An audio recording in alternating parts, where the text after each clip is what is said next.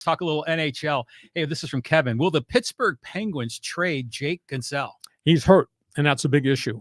Does have a high price tag.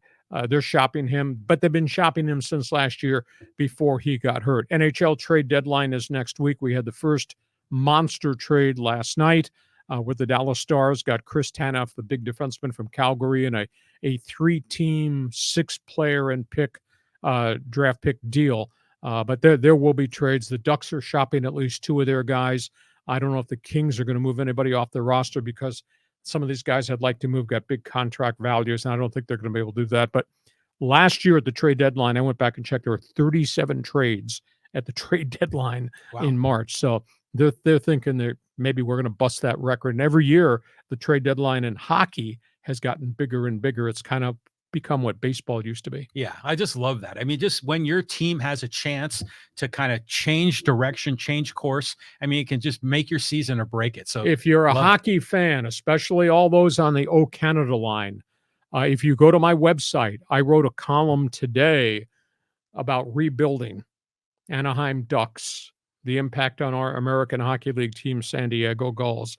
Read it. One man's opinion. It's on my website, LeeHacksawHamilton.com. Move on. Okay, let's talk NFL and Broncos. This is from Ed. He says, Russell Wilson was a huge bust. Pete Carroll didn't drop him for nothing. Turned out to be a good deal for Seattle because they got multiple draft picks and they got 2 starters out of the trade and the ability to draft some other young guys.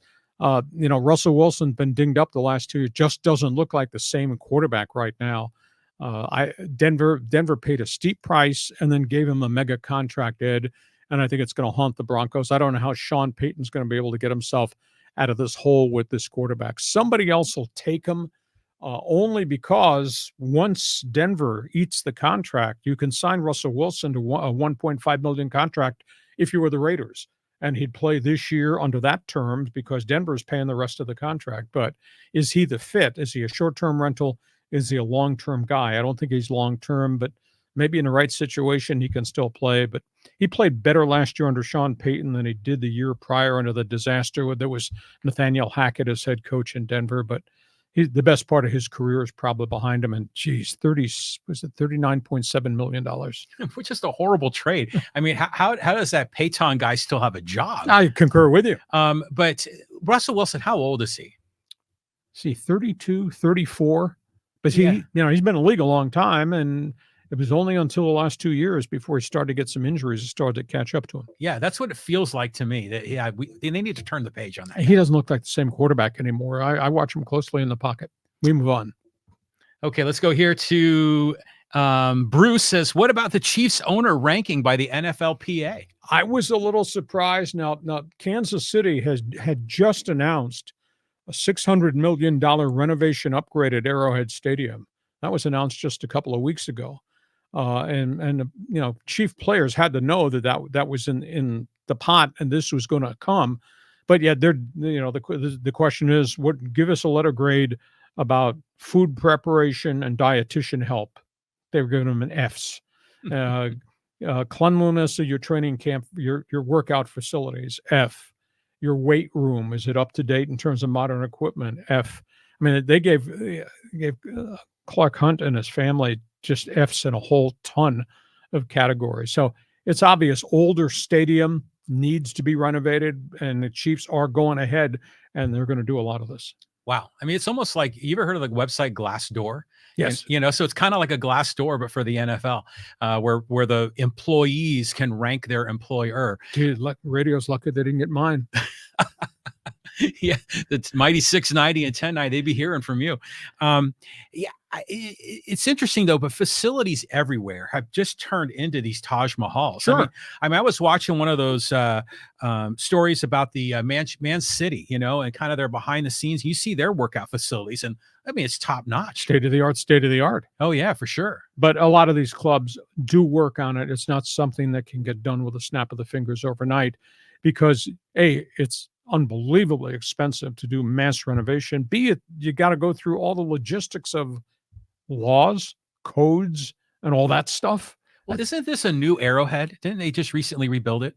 They rebuilt it in the early 2000s. Okay, so it's 20 years old. And it was great to begin with, then it got old, and then I was in there right after They had completed, I think it was $250 million in renovation. It was really impressive. But again, that goes back, as you say, 2 decades. Yeah. Wow. Carry on. Carrying on. Okay, let's talk about the quarterbacks.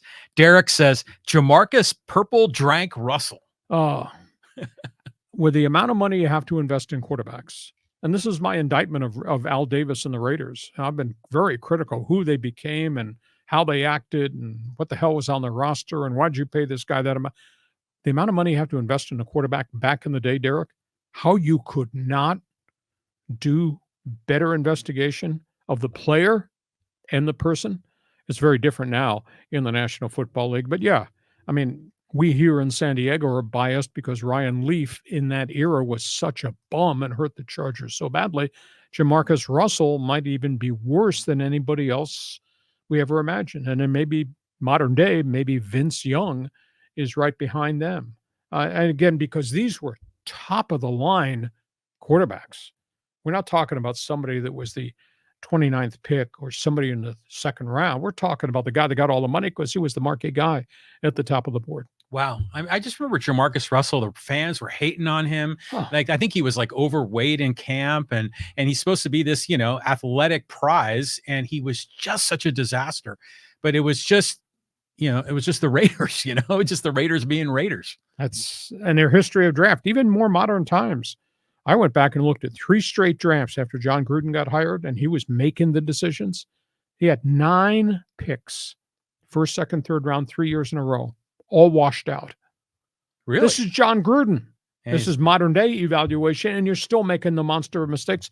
And you screw the draft up, not just 1 year, you do a couple years in a row, it devastates you because of the salary cap. Well, don't you think John Gruden was kind of more bravado and shtick than he was legit? You were impressed because he was on your TV. Yeah. He sounded great. Well, so did Matt Millen. That didn't work out either. No, it didn't. Okay, we carry on. All right, let's go to Phyllis here. She says, I feel badly for the folks who support the LA Kings.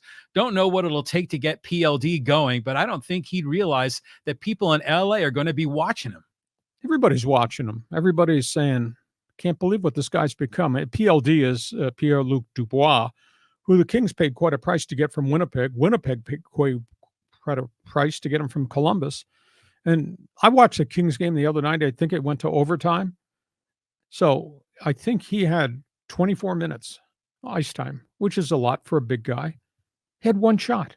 He's making $8 million a year. He had 1 shot on goal in an overtime game, the whole game. It's just absolutely stunning. But they have the contract. They're stuck with the contract. Gabe Velarde and those guys are playing really well in Winnipeg. By the way, the Jets are in first place.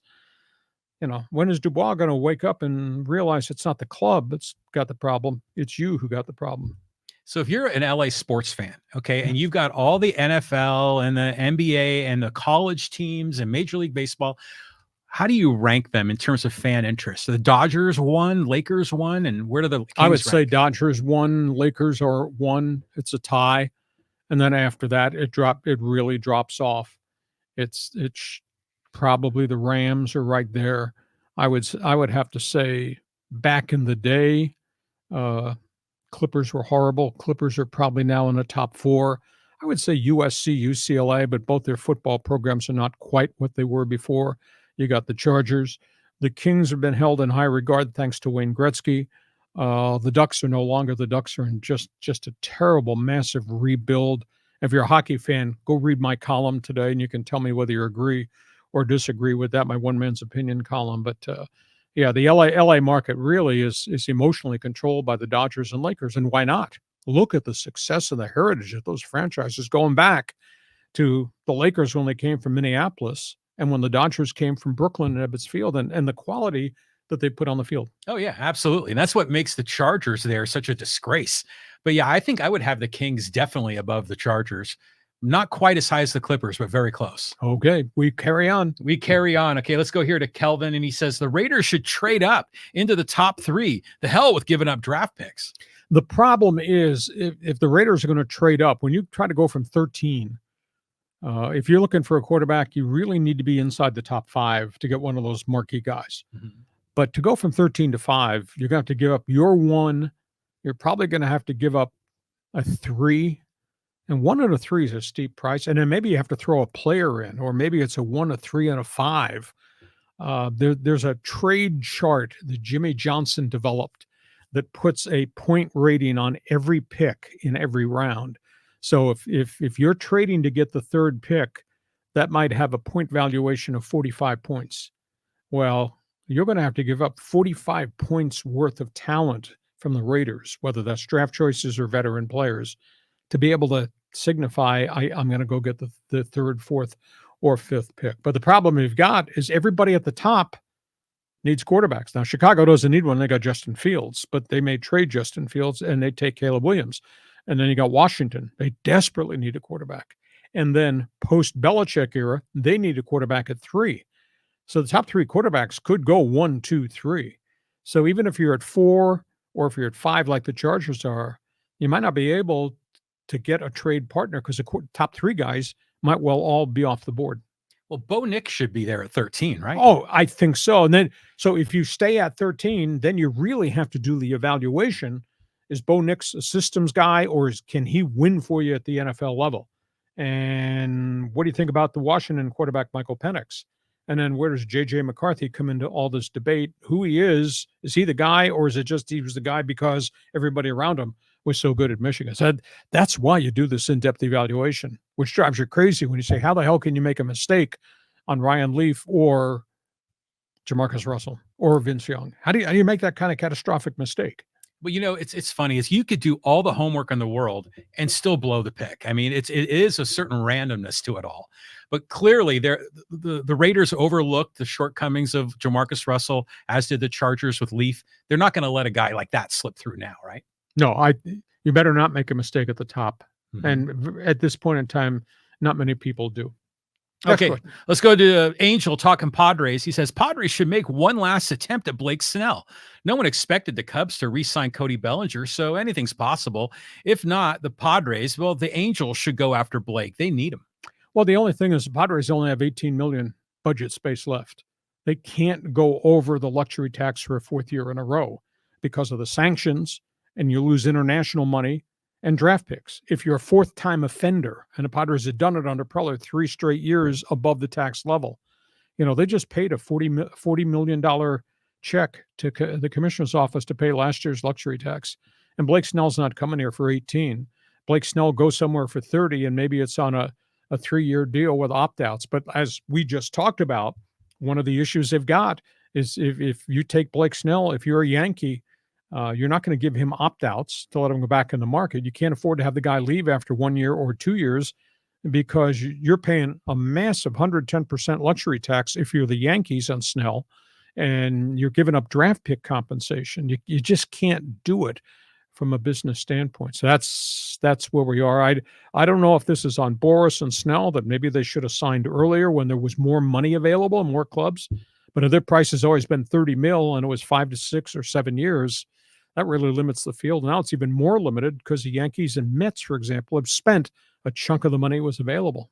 So who's left? I mean, if not the Yankees, then is well, it you got the Giants and Angels, and that's it, right? If Snell's willing to come for 3 years, 90 mil. Okay. But if Boris says, okay, we'll take the shorter term, but you got to give me a Bellinger contract, which is an opt-out after year 1 or year 2. Right. But the Angels say, why am I doing that? I'm losing draft picks to rent him for 1 year and he's going to walk? No. And the same thing with the Giants. Maybe something will change. But at this point, those are the parameters of the teams with the shorter contract offers versus the Yankee contract offer. And it's all got linkage to opt-outs, and it's all got linkage to luxury tax penalties, et cetera. Yeah, we're running out of time. Moving on. Let's go to Steve talking NHL. He says, fans hate Gary Bettman.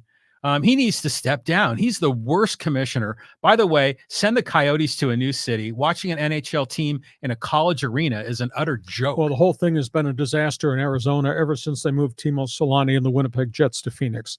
They've had facility problems all the time. They've gone, I don't know how many owners. This might be the 3rd or 4th owner that the Arizona Coyotes have now since they moved from Winnipeg. But Gary Bettman was in Winnipeg this week to meet with Mark Chipman, the owner of the Jets. And the dialogue was about the terrible attendance that Winnipeg has. The dialogue was the erosion of their season ticket base. And all Gary Bettman would offer was, Winnipeg, You got to support your team. You need to fill the arena. We don't need 13,300 fans per game. You need 15,000. By the way, your team is in first place. So the league is not going to jump in and solve the Winnipeg crisis. It has to come from Jet fans in the province of Manitoba. It's a proud, proud franchise, and it's a great regional franchise. The Arizona situation, he's only keeping the franchise there because it's 3.5 million people that live in the Valley of the Sun. I used to live and work in Phoenix. It's a great sports marketplace, but they don't have an arena. And I'm sitting here, I mean, my wife's Canadian, Quebec City, new arena, market unto itself. Can you imagine Quebec Nordique, Montreal Canadiens, Ottawa Senators, Toronto Maple Leafs think there's a little angst when they play each other in the Battle of Eastern Canada? They need a franchise. But there is talk Houston.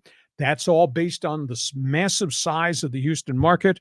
There's talk of Atlanta, but Atlanta failed twice with the Flames and the Thrashers. There is talk Salt Lake City. That'd be a virgin market. That'd be kind of interesting. It'd be a regional franchise, but you got to build an arena, and that's not going to happen by 2 weeks from Monday. So I just think the Coyotes need to be extracted because that market in Phoenix, too saturated. You got Diamondbacks, World Series, pal. Mm-hmm. Suns, pretty good franchise. Arizona State still carries a lot of clout. And the NFL Arizona Cardinals, which have been up and down. So the market's kind of saturated. I'd take the thing to Quebec City. I mean, you could argue with me, but you'd be wrong. I know hockey. Well, there's a lot of teams that would love to have him, and clearly Phoenix doesn't seem to want him. But I want to go back to the Winnipeg comments with Gary Bettman, because it's always a bad look when the commissioner is shaming the fans. And it reminds me of here in San Diego when they said no more Super Bowls until San Diego builds a new stadium. Was that Tagliabue? I was there when that happened. I was aghast that he would say that in front of the commissioner's press conference after this community had done so much to build the expanded seats at that stadium. And then he has the gall to come out and kind of insult the community after what the community did to expand. Was it Jack Murphy Stadium at that time or Qualcomm Stadium? What a terrible thing to say. Yeah, that was awful. Just awful. Let's move on. Let's get some NHL comments here. There's two questions. I want to put them side by side. Derek says, I'd rather see McDavid score than have to fight. Get rid of it. And then Ed says, keep fighting in the NHL. It protects the stars, and it's exciting for fans. Well, it gets exciting for fans. I understand it. We don't have as many, quote, cement heads on NHL rosters now because of the salary cap and all of that. I view it from a little bit different perspective. I spent my whole career in hockey. That's where I started as a broadcaster and wound up in Cleveland, and then obviously came out here to do NFL football. But at the end of the day, it's a different world we live in. And we now know fighters get concussions. Concussions leads to CTE. The Bob Proberts of the world.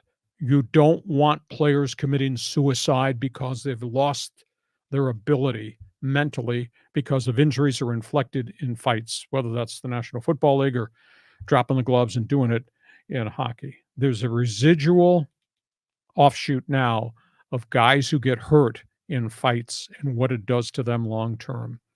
It's a great game. I don't think we need to sell brawls anymore to make the NHL move to the forefront of people's attention. I just think the inherent danger of players, to me, is a turnoff. I hate to see it. I saw the video of the Ranger Flyers fights this past week. It kind of made me sick to my stomach. We don't need that in the game. I know Canadian fans, Canada line, you can tell me I'm full of crap and maybe you're back in old time hockey, but there's such a residual problem now from this being allowed to happen. It's interesting when you look at the fights in all the different sports. In NHL, it's part of the game. It's part of the spectacle of it all. In Major League Baseball, it's kind of weirdly entertaining when they kind of run out from the bullpen. Hold me back so I don't get hurt. Yeah, they just need to make an appearance that they have their guys back. But the NFL doesn't seem to have as much. They police it pretty heavy for fights. You throw a punch, A, you're out of the game. B, you're going to get fined. Maybe you're going to get suspended. So, and the NBA, they do have flare-ups on the court. But, man, they deal with those guys immediately. And we start talking 5 or 7 game suspensions that, if you recall the Detroit Pistons, the bad boys, Malice in the Palace, where the players went into the stands, you don't want that in the NBA. So some of the other sports have really clamped on it, but there's just this mentality that It's part of the NHL game, so we should, and the players need to police it. Well, there's not that much of the stuff going on to be policed. And, we had the terrible cross-check incident with the Ottawa Senators a couple weeks ago, which led to a big suspension of Morgan Riley of the Maple Leafs. Nobody jumped him. Now, there's an ideology that you hurt my player in Ottawa with a cross-check to the head after he scored an empty goal, and not one Ottawa player on the ice responded to Riley, like should have pulled him with a cross-check himself. Mm-hmm. Nobody did that. There was a little bit of a scrum, but nobody came in, stick up to nail this guy after he had nailed your guy. But I understand what it was. I didn't like it then. Now we know what happens if you get badly hurt. And don't tell me it doesn't happen, because guys do suffer significant head injuries in fights. Oh yeah, big time. I'm surprised that they let it last this long. Again, to me, it feels bizarre. It doesn't feel like it's authentic fighting. But it is, because guys get hurt. You break your hand throwing a punch in a helmet and you're out for 6 weeks. Now, how stupid is that? What'd you accomplish? Yeah, well, it is dumb. I mean, especially when these guys are getting paid. You don't want to be sacrificing your career. So let's kind of roll over here to social media, because we just got a ton of comments and questions over there as well. And let's go here to let's talk a little bit about Bieniemy and UCLA. And he says here from Fiddish Moose, Andy Reid is done just fine without him. He was a good coordinator in a great situation. The Washington ordeal showed who he really is. The Foster hire was great, but this move is a reach. I don't know if it's a reach, because I think he's got a proven accomplished list of things. Andy Reid let him do a lot of things, including developing the game plan. And he coached quarterbacks, and he coached wide receivers. He coached them really hard. He made them really good football players. The Washington Commanders thing was an aberration. He walked into a 3 Mile Island mess. They haven't had a quarterback in a long time in Washington. It was a lame duck situation. They didn't have a lot of pieces offensively, so they were just treading water. And they threw the rookie quarterback, Sam Howell from North Carolina, in there. He played most of the games. He threw touchdowns. He threw picks. He took 69 sacks. 69 sacks because the team was so bad. So I don't think it was as much on Eric Bieniemy as it was an organizational thing. But he's got great street cred as a recruiter. He was at UCLA before he kind of got his coaching career kicked into high gear, and he's an LA guy. So he's going to do a great job as recruiting coordinator and assistant head coach, and he'll get some more players in there, which will help Deshaun Foster. And like I said weeks ago, when they promoted Foster, I was a little surprised he was the guy, but they did it because he was popular, and they tried to hold the roster together. So not one guy's gone into the transfer portal since Foster's been hired. And you don't see that in today's college football. But I said at the point when Foster got elevated, they got to go get veteran coordinators. Well, I think they did well getting Eric Bieniemy.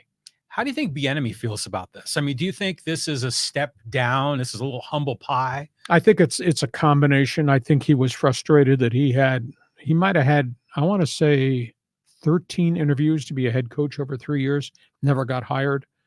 We don't know why. Some said bad interview. Some say limited because he wasn't a play caller, but he was a play designer. He was an X and O's guy. It was a little bit, but you know what? He's such a proud African-American. I like him. I mean, I knew him pretty well when he was a running back with the Chargers coming out of Colorado. I think he'll do a good job there. And who knows? He does a good job. He might be somebody's college head coach, if not an NFL coach. So good hire. They needed a unique set of credentials. I think they got one with Eric Bieniemy. All right, let's move on. Let's go talk here about the Angels.